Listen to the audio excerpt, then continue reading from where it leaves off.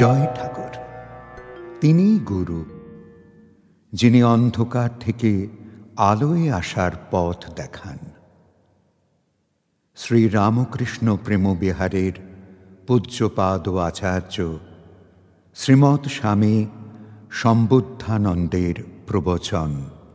শেখানো নয়, শেখা। রামকৃষ্ণ মিশনে যারাই পড়েছে একথা তারা সবাই জানে যে বাবুরাম মহারাজ একটু অন্নদানা নষ্ট হলেও ব্যথা পেতেন।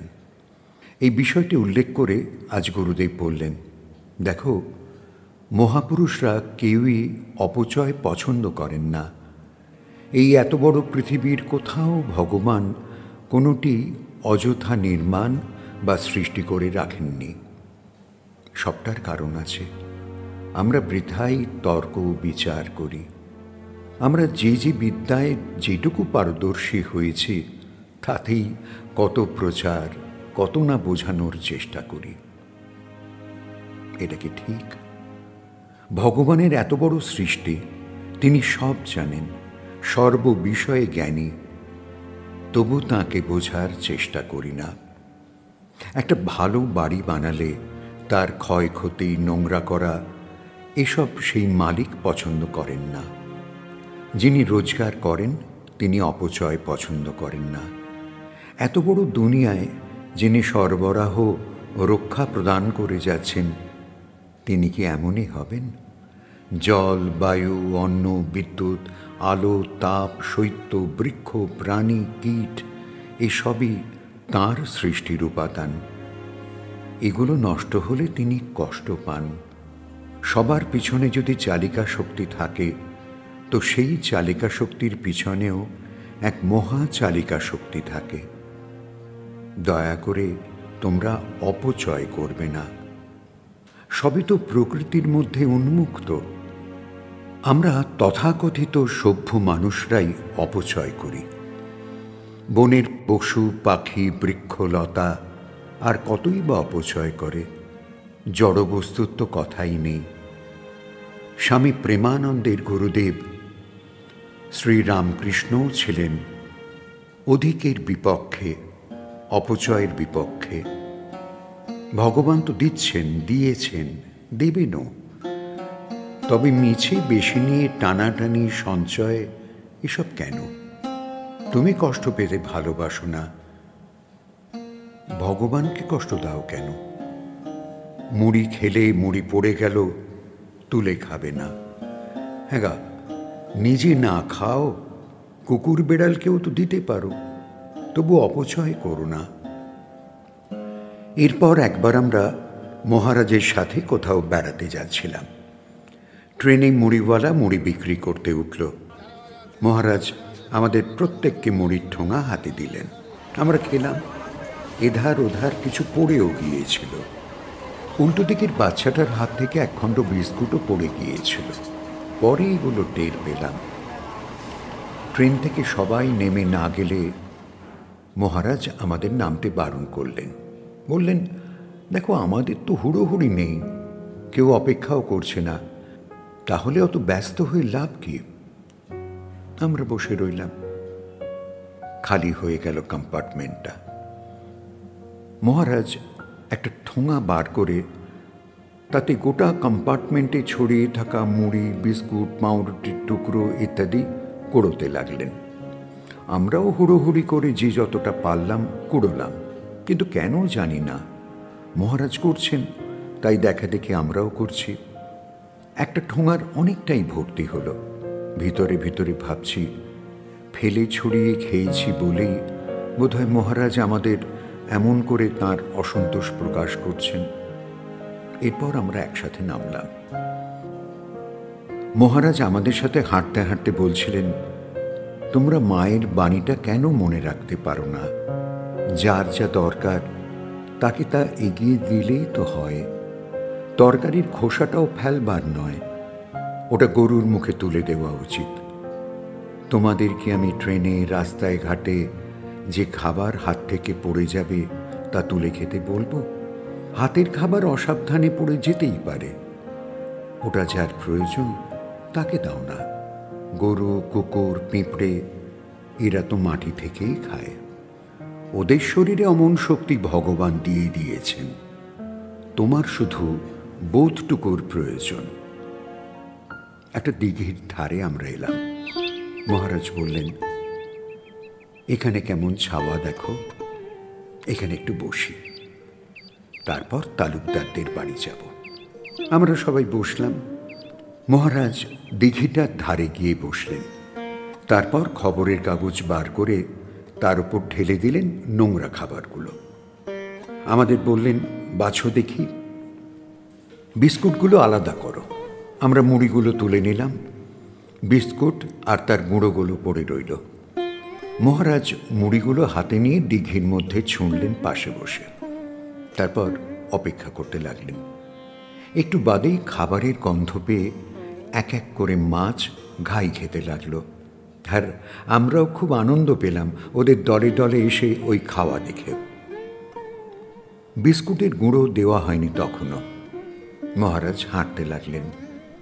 হাটতলার কাছে একটা খালি মাচার পায়ের গোড়ায় ঢেলে দিলেন বিস্কুটের গুঁড়োগুলো।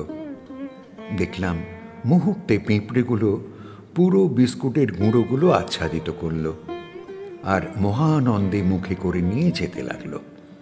মহারাজ বললেন, চলো, কাজ শেষ, এবার তোমাদের বিশ্রাম, আমারও বিশ্রাম।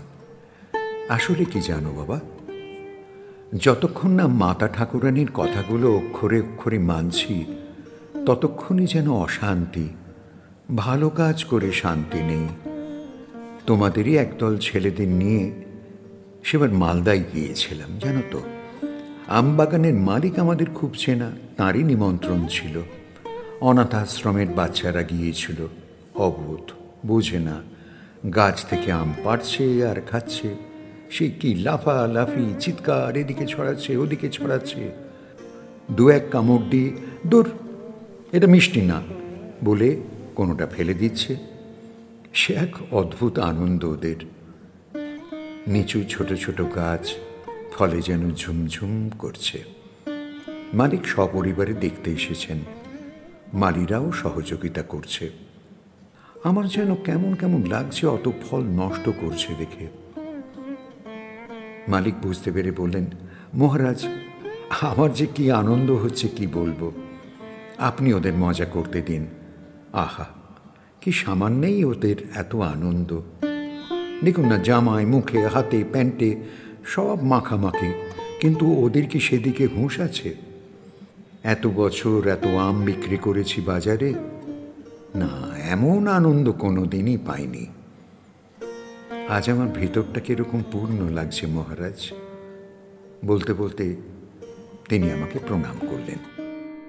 আমি বুঝলাম ওর আনন্দটা। ঘণ্টা দুয়েক বাদে সবাই ওই বাগানের পুকুরে হাত পা ধুয়ে মালিকের বাড়ি গেলাম। সেখানে খেয়ে দিয়ে বিশ্রাম করছি, কিন্তু আমার যেন শয্যায়ও কাঁটার জ্বালা। আমি ধীরে ধীরে দুয়ার খুলে চলে গেলাম পাশের বাগানে। ওদের উঠোন থেকে বস্তা নিয়েছিলাম। তারপর বেশ খানিকক্ষণ আঁঠিগুলো কুড়োলাম, যতটা পারলাম খোসাগুলোও কুড়োলাম। গৃহস্বামীর গরুর গোয়ালে দিতে যাব, দেখি গৃহস্বামী পিছন থেকে এসে আমার হাত ধরলেন, বললেন, এ কি মহারাজ, আপনি এসব কি করছেন? আমি বললাম, বাবা, স্বস্তি পাচ্ছিলাম না। সারা জীবন যাকে মাথায় নিয়ে চলবো পণ করেছি, তার কর্মে, আদর্শে, ভাবে এতটুকু ত্রুটি থাকলে শান্তি পাই না যে, নিজেকেও ক্ষমা করতে পারি না। গরুগুলো তোমার বড্ড আনন্দ করে ওগুলো খাবে। উনি আমায় বললেন, বললেই তো হতো মহারাজ, আমার মালিরাই করে দিত।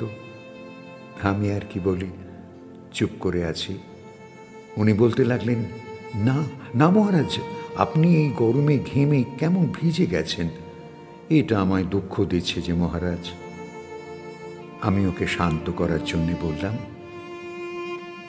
দেখো, বাচ্চারা যখন আম খাচ্ছে, ছড়াচ্ছে, তখন আমি খেয়াল করেছিলাম 2-4 দিন আগের পাকা ফলও পাখিরই হোক আর মানুষেরই খাওয়া হোক, আধ খাওয়া অবস্থায় অনাদরে কাদা ধুলো মাখছে। ওগুলো মালিদের অত নজরে আসে না। ওরা আম গাছের যত্ন করে। ওরা কি আর মায়ের বাণী পড়ার বা জানার সুযোগ পেয়েছে? তুমি বাপু ওদের আবার কিছু বলো না, এসব তোমার আমার কাজ। এরপর বহু বছর বাদেও বৃদ্ধ মালিক আমার সঙ্গে দেখা হলেই বলতেন, মহারাজ, আজও এমন একটা অভ্যাস গেঁথে গেছে যে আম বাগানে গেলেই সঙ্গে একটা বস্তা নিয়ে যায়। মালিরা আম তোলে, আম বিক্রি করে, গাছের যত্ন নেয়, মাটির যত্ন নেয়, কিন্তু পড়া, পোকায় খাওয়া ফলের ব্যবস্থা নেয় না। আমি মহারাজ এই যে কি কাজ পেয়েছি কি বলবো। গরুগুলো চোখ বুজে মটমট করে আঁটিগুলো চিবিয়ে চিবিয়ে খায়, আর আমার মনটা আনন্দে ভরে যায়। বাগান মালিকটি একটি কথা বলেছিলেন, আজও ভুলিনি। আমরা সবাই উৎসুক হয়ে ভাবছি কি সেই কথা। মহারাজ নিজেই বলতে লাগলেন, জানো তো, সেই কবেকার কথা, অথচ আজও ভদ্রলোক বেঁচে আছেন। নিয়মিত পড়ে থাকা আম কুড়োন, আশেপাশের বাড়ি থেকেও চেয়ে নেন খোসা, কাঁঠালের ভুতি, ভাতের ফ্যান, আর নিজেই মাঠে ঘাটে পথে যেখানে গরু পান সেখানে দাঁড়িয়েই তাদের খাইয়ে আসেন। উনি আমায় বলেছিলেন, মহারাজ মাথায় থাক ফুল নাড়ানাড়ি পূজা, এই সহজ পূজাই ভালো, এর দেবীটিও বড় কোমল। আমি যেন আজীবন যার যা খাদ্য তা যতই নগণ্য হোক তার মুখের সামনে তুলে ধরে ধন্য হতে পারি, এই আশীর্বাদ আপনি আমায় করুন। বলো দেখি, জীবন্ত ভগবানের পুজো ছেড়ে পাথর, শিলা, প্রতিমা পুজো করা কঠিন নয় কি? জীবন্ত ভগবানের পুজোয় কত আনন্দ। মহারাজ আবারও বললেন, তোমরা মহাপুরুষদের জীবনী পড়বে, দেখবে তারা কত সাধ্য সাধনা করে তবেই ভগবান লাভ করেছেন। তবু সাধারণ মানুষকে শিখিয়ে দিয়েই গেছেন ব্যবহারিক জীবনের সহজতম পথ, একটু আন্তরিকতা, একটু সেবা, সহমর্মিতা। তোমরাও ওই পথে নিও বাবা, ওই পথে নিও।